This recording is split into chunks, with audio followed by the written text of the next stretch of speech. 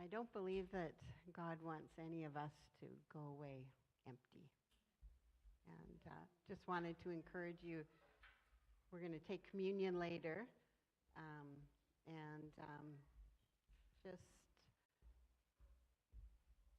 ready your heart, come to Him just in a posture of wanting to receive and believing that He doesn't want you to go away empty. He wants to meet with you and minister to whatever needs you might have. I think that somebody did put it up. The first weekend in May, there's a prayer summit at Prairie Harvest Church. Cheryl and Des Klingspan, they're really great LifeLinks leaders, and if you're wanting to go, that would be awesome. It is in Yorkton, so it's a little bit of a drive, but it'll be well worth the effort and the time. And next Sunday is the prophetic team meeting, and lunch is provided, so that's going to be amazing. Rich is our prophetic team leader, and we got stirred up afresh with Diane here, and it'll be great to meet together as a team again. Yes, and we're going to hear in just a minute from Missy and Bethany about their trip to Taiwan. Sounds like they had an amazing time, so I'm looking forward. Well, I won't hear that, but the rest of you will. I'll be downstairs. So, I just want to pray for them in a minute, but I wanted to encourage each one of you. I know there's some real prayers in the room. You know who you are, and this week I was just really struggling, felt very heavy and discouraged. And I finally reached out to a friend of mine, and I said, I just really need some prayer. And I didn't give her any details. And I knew her and her husband were prayers, and so just left it there. And in the middle of the night, I woke up, and it felt like just a heavy blanket had been lifted off of me. I felt, when you're heavy, but you don't know that you're heavy until it gets lifted, and you're like, wow, I was under some heaviness and oppression. And so I just, happened in the middle of the night. I woke up in the morning. I felt amazing. And so I just wanted to encourage you prayers. Your prayers make a difference. And also, if you need prayer, this morning we're going to have some of our leaders up praying for people at communion. Just really lean into the fact that He wants to meet with you, and be brave and ask for prayer, because you never know what God might do. So I'll get Missy and Bethany to come on up. We'll turn the service over to them. Pray for them quickly, and then we do have Sunday school. So, Father, thank you for Missy and Bethany. Just pray for courage. Pray, Father, that they'd be able to share the things that you've put on their hearts to share, and just bless them, Father. Thank you for their courage to go to Taiwan and their courage to come up this morning and share. In Jesus' name, amen. So kids, you can head on down.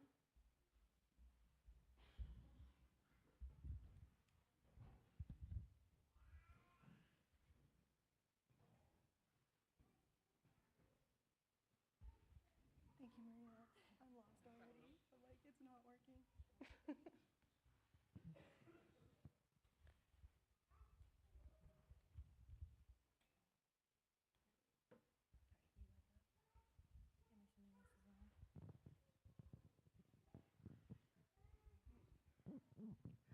Ni hao. Hello, 我是 Missy. my name is Missy. 耶稣爱你. Jesus loves you. 谢谢. Thank you. 再见. See you later.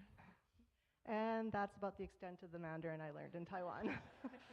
So But interesting fact, when we got back from Taiwan, I met a lady in Hodgeville who's from China, and she's now helping me learn Mandarin to prepare for the next time I go to Taiwan.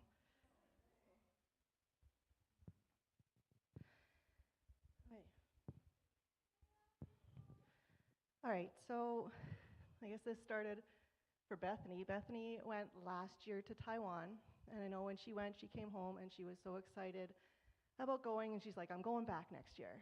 And I remember thinking, well, maybe I could go with her, but maybe I'm too old for stuff like that. I don't know. But I was praying about it, and I think it was August. You know, we'd been camping, and I'd been praying and spending some extra time with God, and I really felt that, yeah, I should go. And so I contacted the team leader and said, you know, hey, can I sign up for the next missions trip? And he said, yep. And yeah, then I needed to get a passport because I have never left the country before. So, but I went to get my passport and I could not find my birth certificate. It's always in the same spot, always. It was not. And I searched through the whole house, I don't know how many times, looking for my birth certificate because I can't get my passport without that. And then finally, I know Cameron texted me, he's like, well, do you have your passport yet? I said, no, I can't find my birth certificate. He's like, well, if you don't have it by the end of the week, you won't be able to go. So I said, God, if you want me to go, you're going to have to make that show up because I've searched everywhere. And I searched again and could not find it. It was the end of the week. It was Friday afternoon. I was in Regina at an appointment. And I went into my purse just looking for some chapstick, and guess what I found? So I texted Cameron, said, is it too late? And he says, no, if you get that in this week, you can still go. So I sent it in, got my passport, and under the amount of time they said it would take. And yes, I said, okay, I guess maybe I am going to Taiwan. But that was not the end of the doubts. There were so many doubts for both of us the whole time. We had this whole team that all of a sudden everybody else on the team started dropping out, and the only ones from around here that were still going were the two of us. And we're like, well, should we still be going? And then there's the finances. I had the money. I guess Bethany's going to talk about the money. So, but I had other doubts about, what can I really do in 2 weeks? And does God really want me to leave my family and my job and all my responsibilities here to go to another country for 2 weeks? Like, what can I really do in another country where I don't speak the same language? Like, I just had so many doubts. And, did God really call me to do this? But He provided in so many ways, and He confirmed it in so many ways, and every time He did, I doubted again.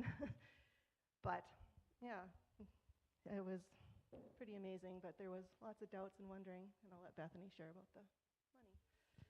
Well, Mom had a lot of the money saved up, but then some other expenses that we needed to do came up, and we had to spend all of that. And so we started at zero, and we had nothing. And it's like, I don't think we can go. We need a lot of money, and this is not happening.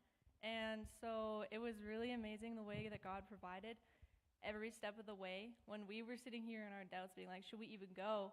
God would be like, He's got this. And Cameron would be like, so you need this much tomorrow?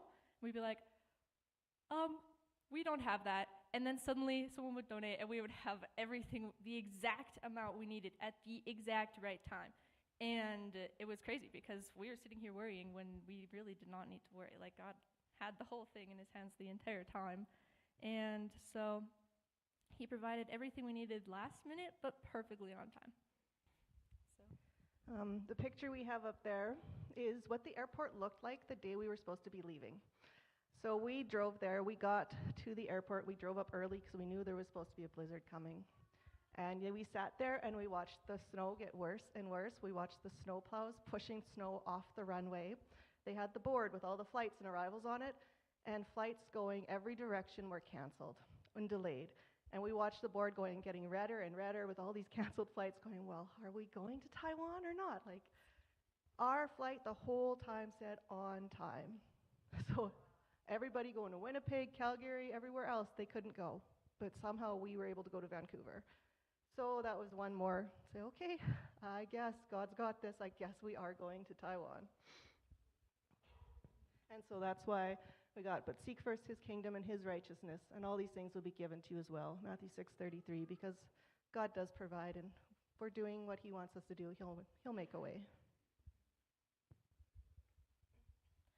So, we were told about the flag. It's actually a really cool story. The guy who designed the flag, was actually a Christian, and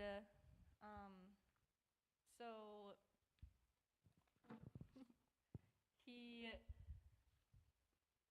designed it based off of his faith. So the red symbolizes Jesus' blood, and the stars are the 12 tribes of Israel.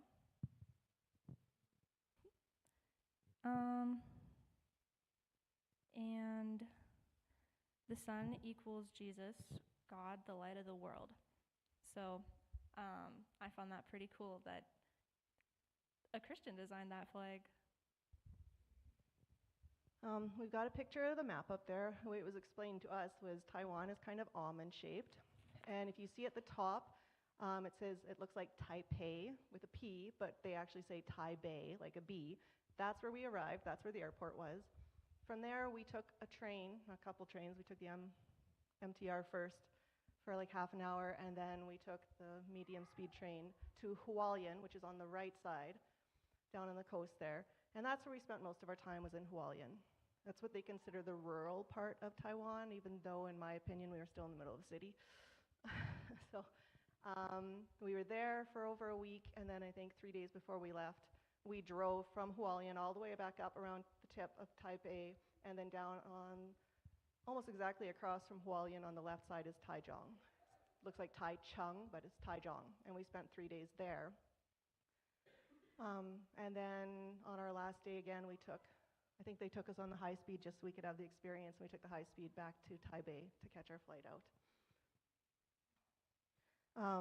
Interesting note, for me, who's never traveled before, it was a 3-hour flight from Saskatoon to Vancouver, and then 13 hours from Vancouver to Taiwan.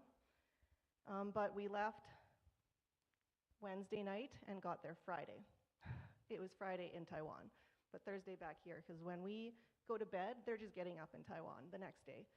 And then on the way back, the flight from Taiwan to Vancouver was only 10 hours, and it was like an hour and a half from Vancouver to Saskatoon. But we left Taiwan at 11:55 p.m. Wednesday night, and we arrived in Saskatoon at 1:17 Thursday morning. So it was about a 23-minute flight. A little bit of time traveling there. That was kind of fun. Okay. On the left side, I took a screenshot of my phone the one day, just looking at the temperatures at home compared to what the temperature was in Hualien. So yeah, like minus 18, minus 22 at home. Yeah, I wore shorts every day for 2 weeks, shorts and tank top. I loved it. And it was funny because I went for a walk in the park just about every day, and I would pass these people. They couldn't speak any English, but they'd start laughing at me and rubbing their arms, and you could see they're like, "Aren't you cold?" And I'm like, "I'm from Canada. I'm not cold. I'm sweating, like dripping sweat in the humidity." So. And the other picture of the building on the top, that side, is the building we stayed in. That's the OMS office in Hualien. So on this side, there's a bunch of apartments, and on this side, the first floor is the office, and the next floor is where Mark and Michelle lived. And then the apartment above that, the third floor, is where we stayed and where we did a bunch of our activities and such. And then the church in the bottom corner is actually right next to the office in pretty much the same yard. And that's one of the churches that we attended as well. And the building there is built for up to a level 9 earthquake, because in Taiwan they have earthquakes and typhoons. So kind of scary, but it wasn't typhoon season, so we were good. And we apparently did experience earthquakes, but we did not feel them. They were small, but they have earthquakes all the time, and you don't feel them.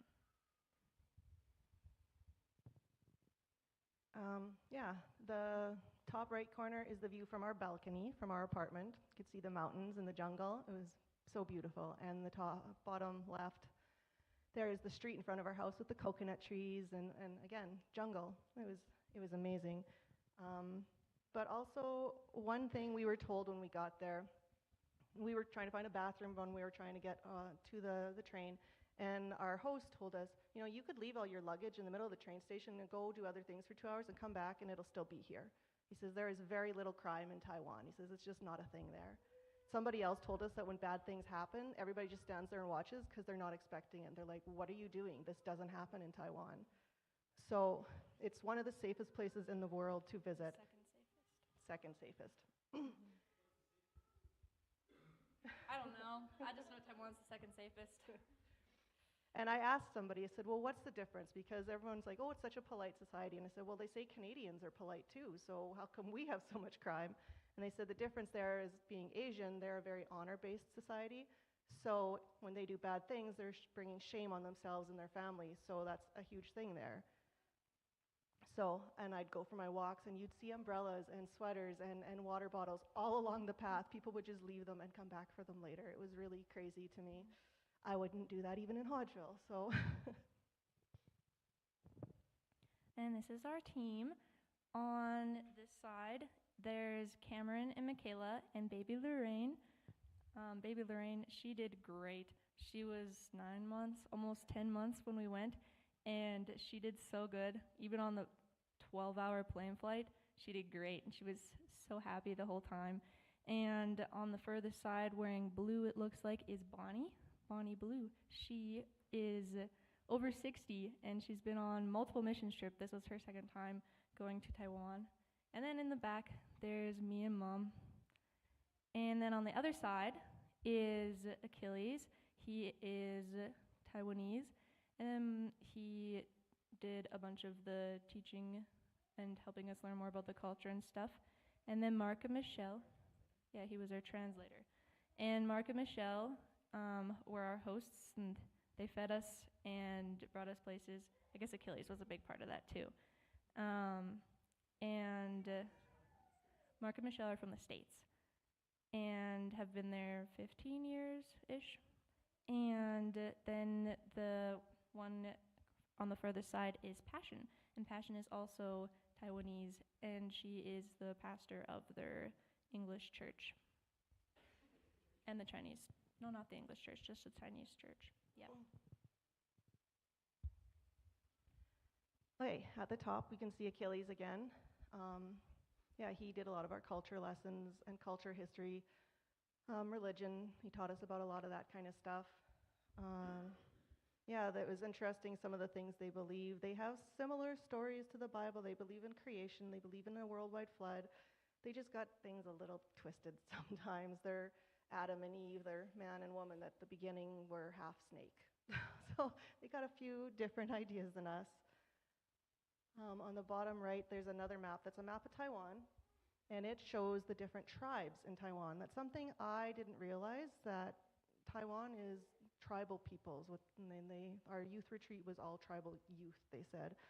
And so we got to learn a little bit about the tribes, because we were on the right side, so most of the kids we worked with were from, the Ami tribe, and then there was the Toroko tribe, and another one that I don't remember. We're from the people that we hung out with. Achilles told us, on the left side where it doesn't show tribes, those are mostly people who came over from China. There was a point in history where a bunch of Chinese people didn't want to be, when China became communist, a bunch of the Chinese people.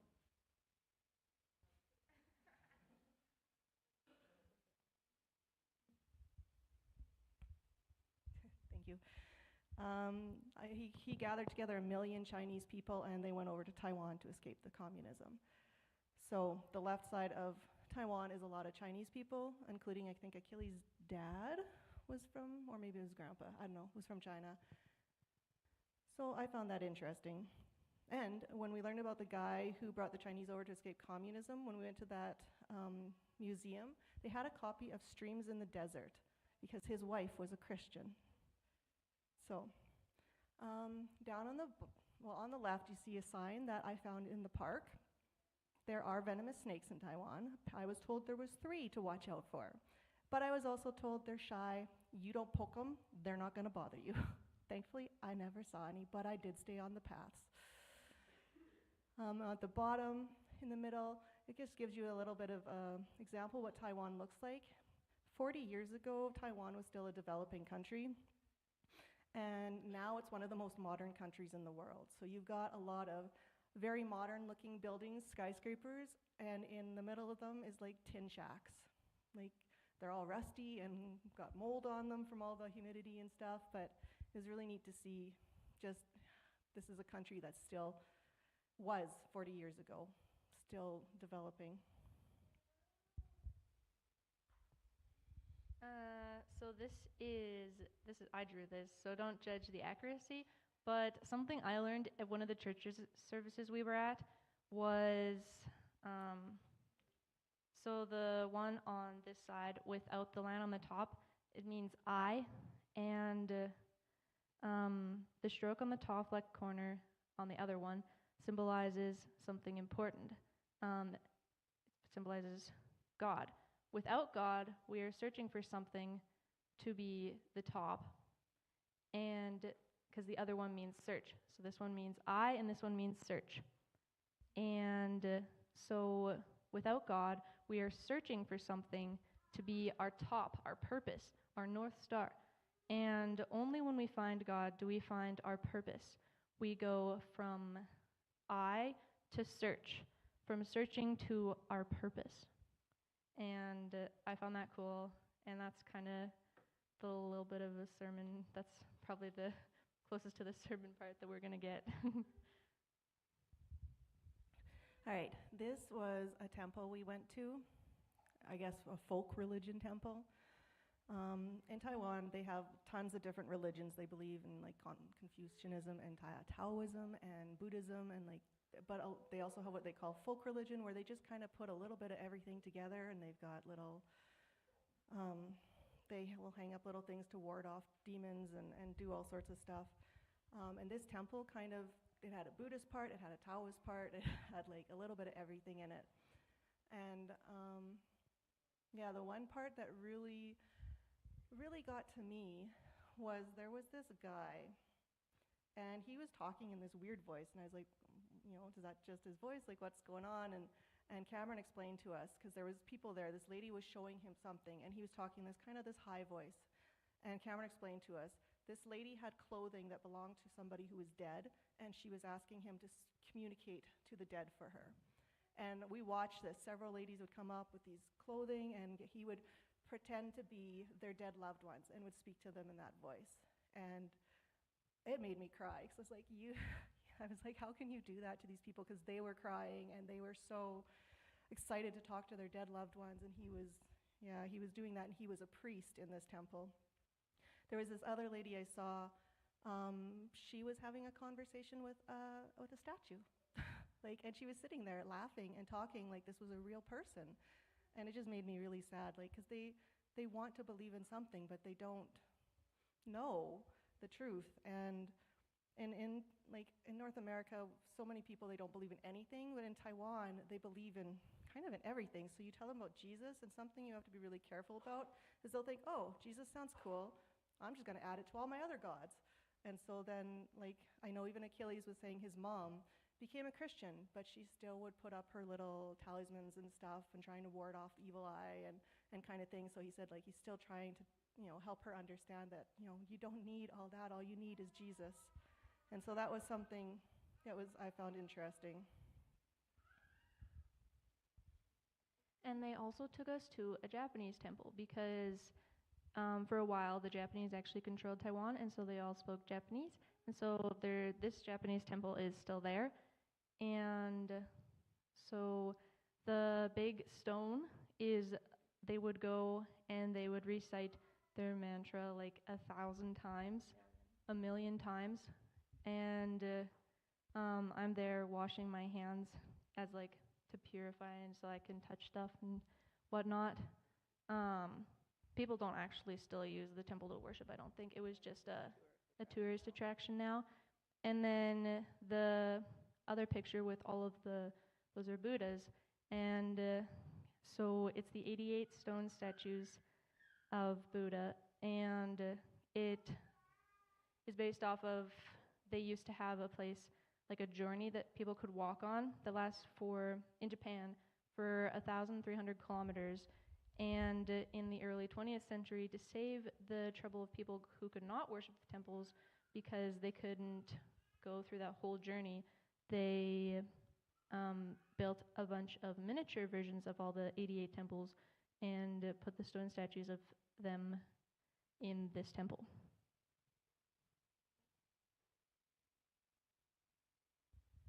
Okay, one of the first missionary activities we did was this young adult retreat. We had 5 young adults, so 18 to 20, 22 or 23, who came, and these young adults are actually not Taiwanese.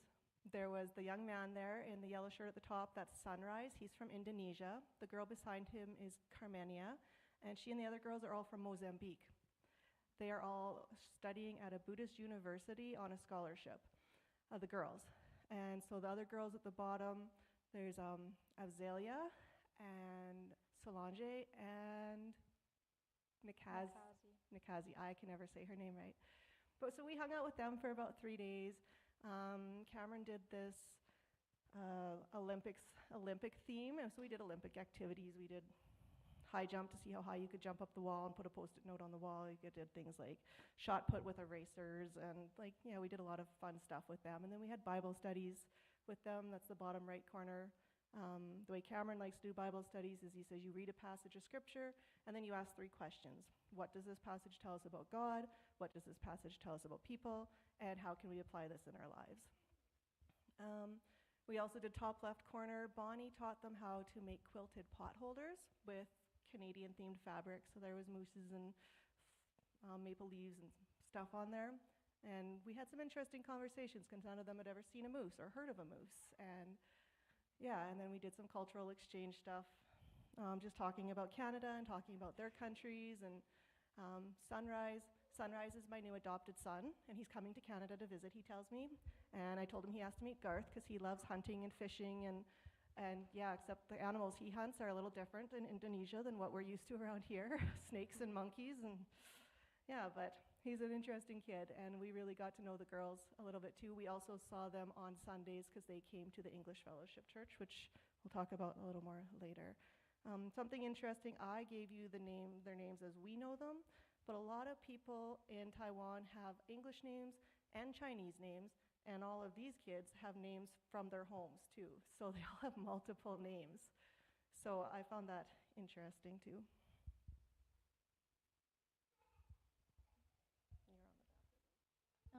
And both of our favorite parts was we got to participate in the baptism of Nikazi.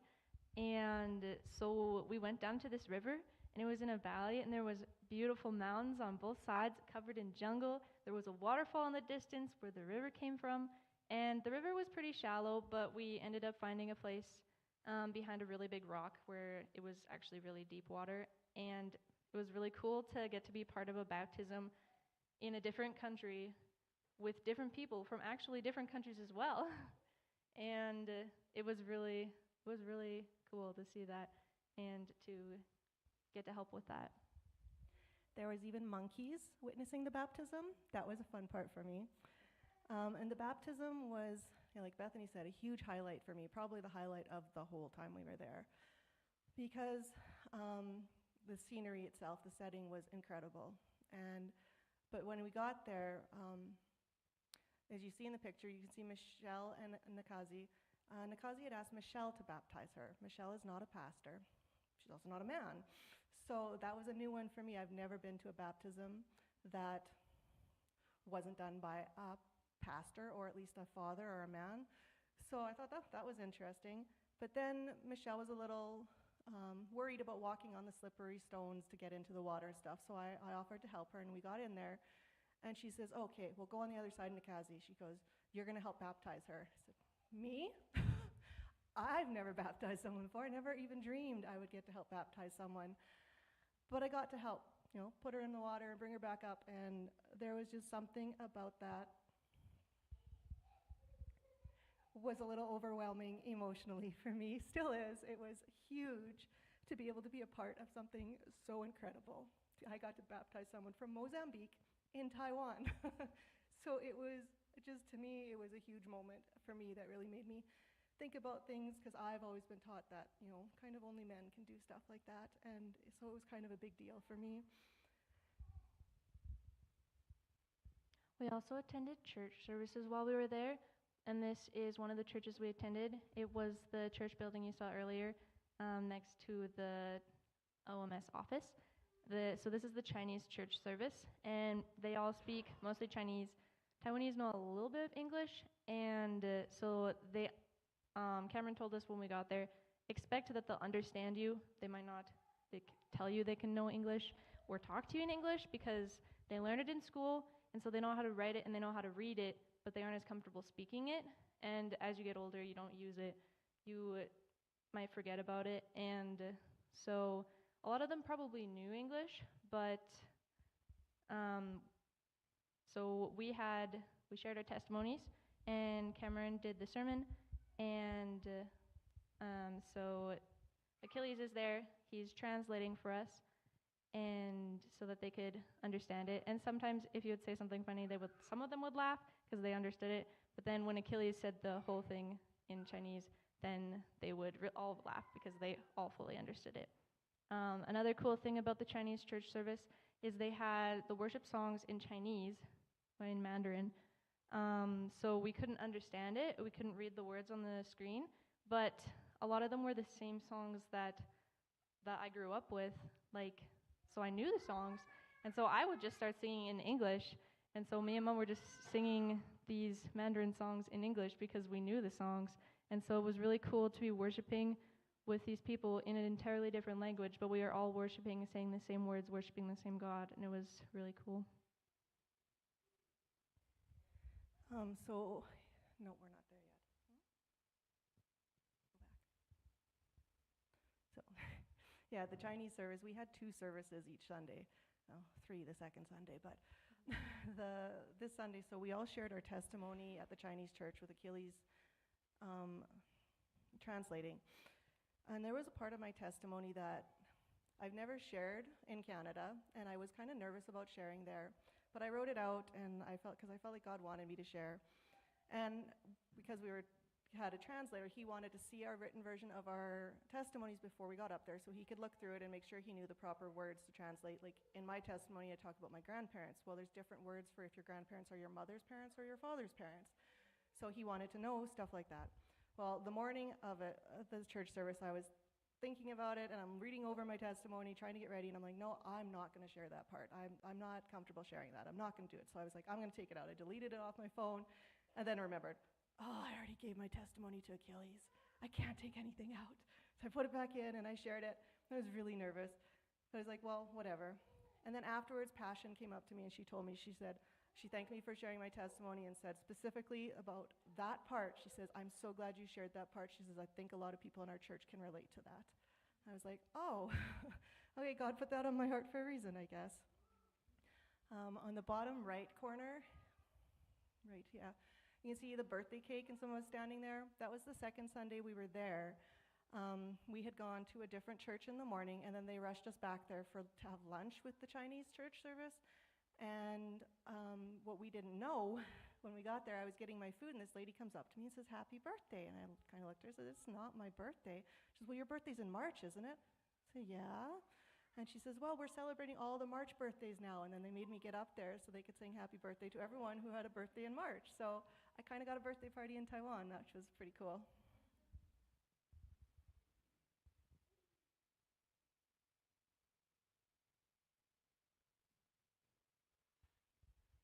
So this is the English church we went to. So we shared our testimonies at the English church as well. We could have them be a little bit longer because we didn't have to have a translator because it was in English. And we also helped lead worship both times. So the first time we had the English church service, they do a monthly, kind of like a potluck, but they did it at Mark and Michelle's house.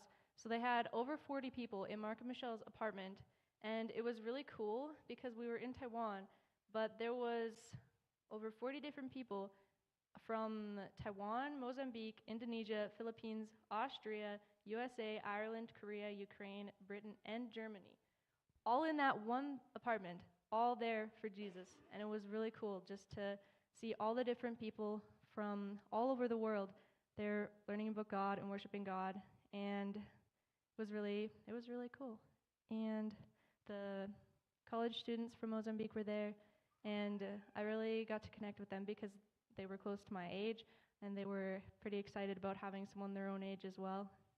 And then the second time was when we shared our testimonies and helped lead worship in the same church that we do the Chinese church service, because the only time they had it in Mark and Michelle's house was because they were doing the potluck, and it was easier because it was in their house. So they could just bake in their house instead of bringing it to the church.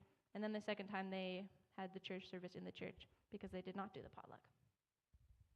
And I see now it is lunchtime already, and we're like halfway through a presentation. So we'll try and speed things up, and I'll skip my part for this. You want to talk about the ladies' night? I don't even know where we are.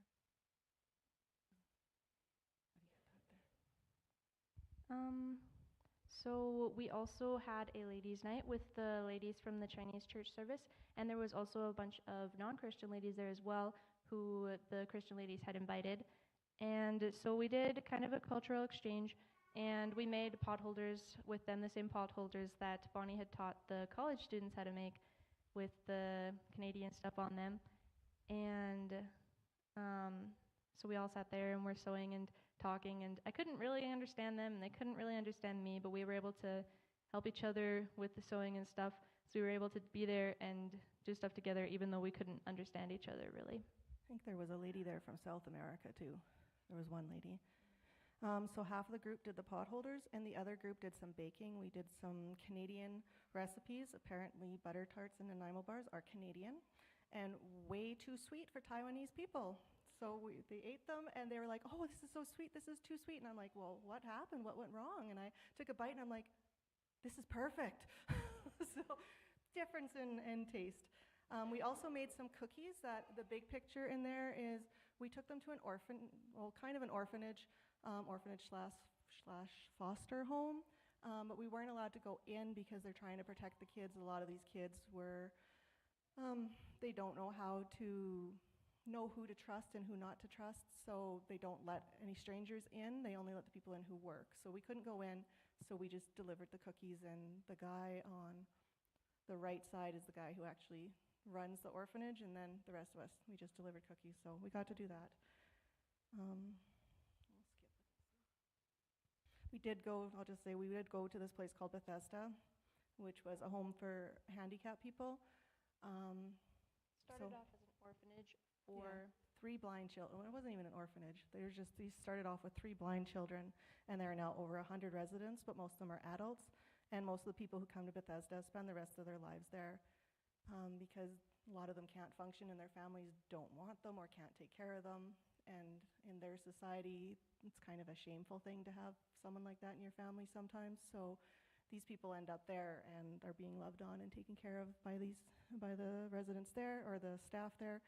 And they're always looking for more staff, so if anyone's interested, I can give you information how to contact them.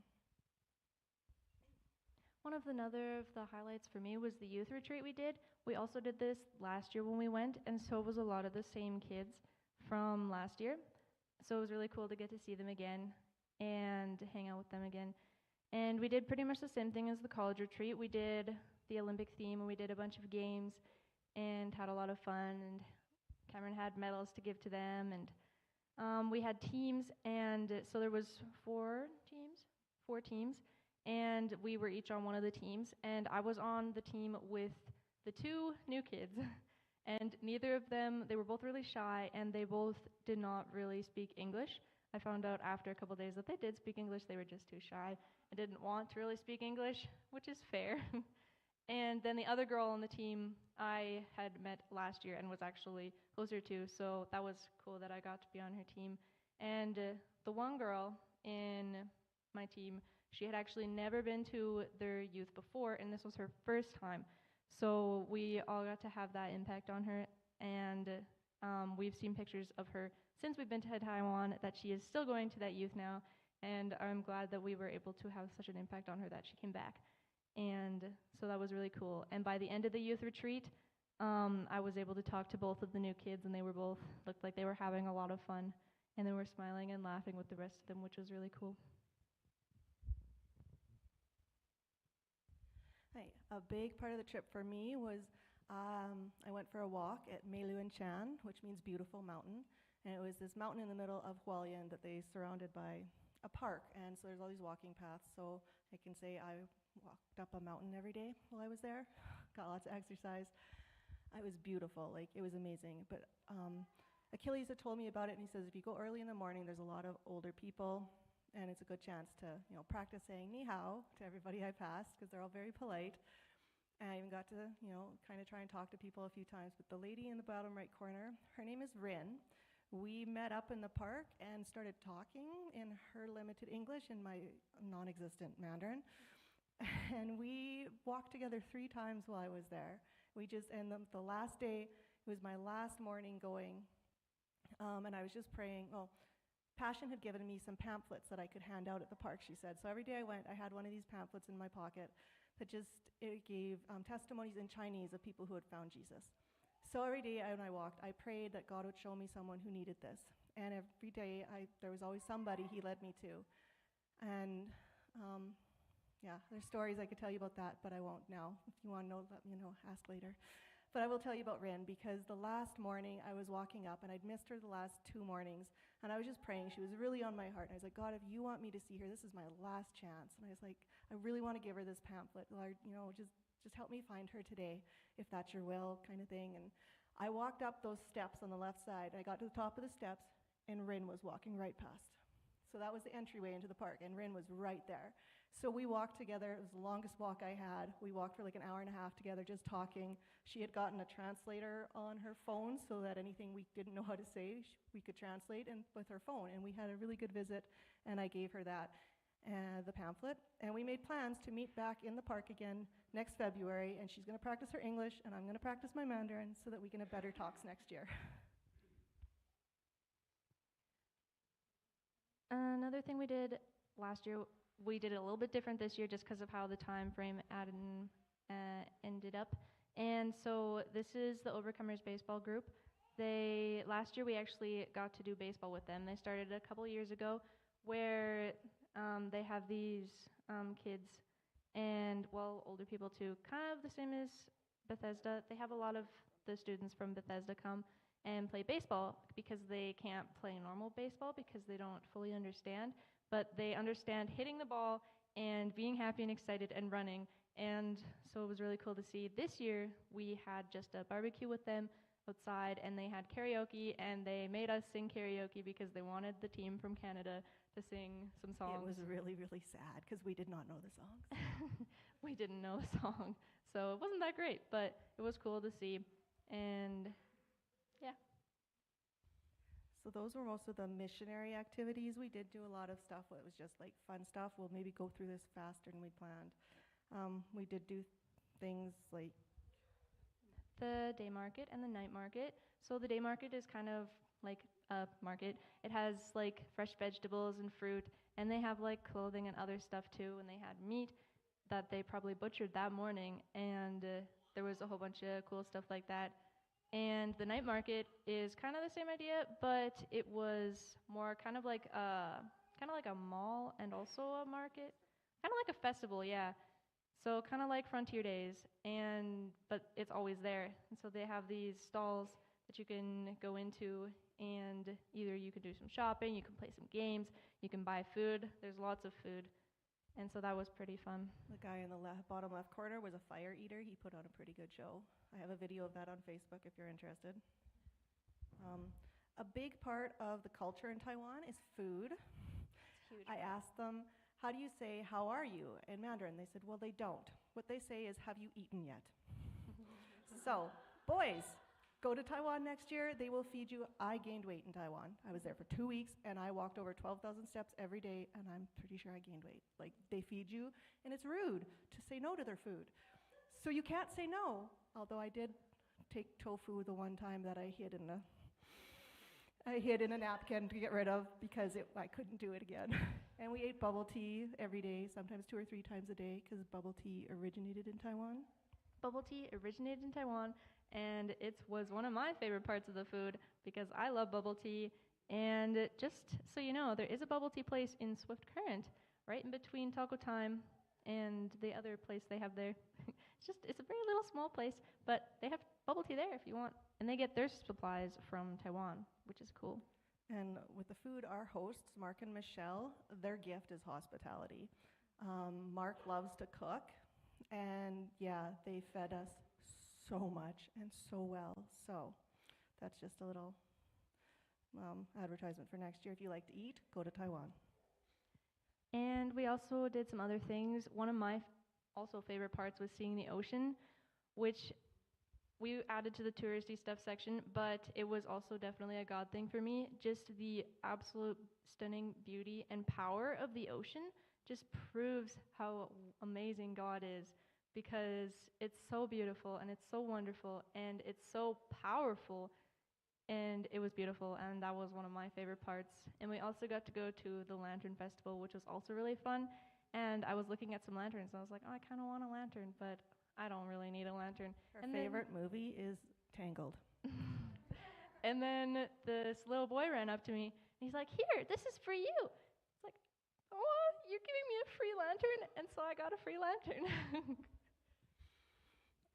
There's also a video of one of the performances at the Lantern Festival on my Facebook page, so it was incredible. There are no words to describe it. It was magical. We also did, in the bottom right, there was this boardwalk that Joanna took us to.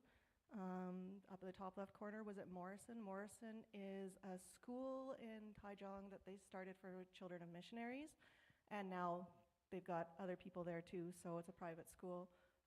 We did a lot of fun stuff. We also did team devos every day, and we did it like every morning, and we did debriefs at the end of every day.